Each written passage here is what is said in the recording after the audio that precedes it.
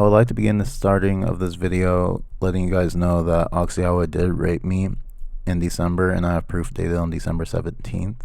She left to Arizona around the end of November to get her birth certificate, and on December 8th she lied to me and told me she was going to a party when she actually was spending the night at some boy's house she got close with. She claims to me the next morning she was sexually assaulted, so I rushed her home because I believed she was in danger. Before she got back, she was explaining to me how she had razor burns and we both did not know she had an STD.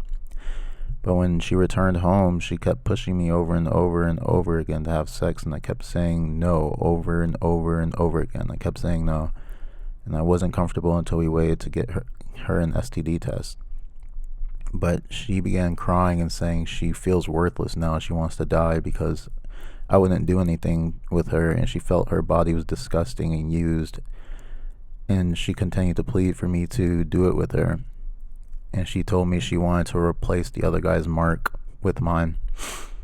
I ultimately succumbed to her guilt tripping and had unsafe sex with someone who we both believed to possibly have an STD. And right here you can see I clearly said, after she listed her symptoms, should have never had sex. You keep trying to. Keep saying we shouldn't.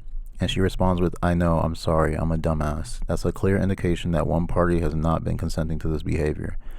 I was irritable as well, so because she was forcing me to do these things with her for days, and we didn't know if she had an STD or not. And I realized this, so I apologized for coming off aggressive, and I reassured her that I loved her. Because I did.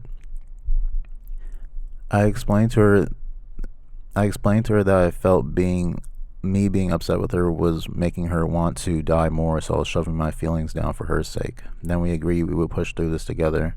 This is where the screenshot of me saying, did I commit statutory rape? Yes, but was it rape? No, comes into play, because we had consensual sex, but she was for just the state that we were in, for like the first 2 or 3 times we had sex, California, she was around 400 days or a year and 2 months too early to legally consent. But back in Indiana, it was perfectly legal.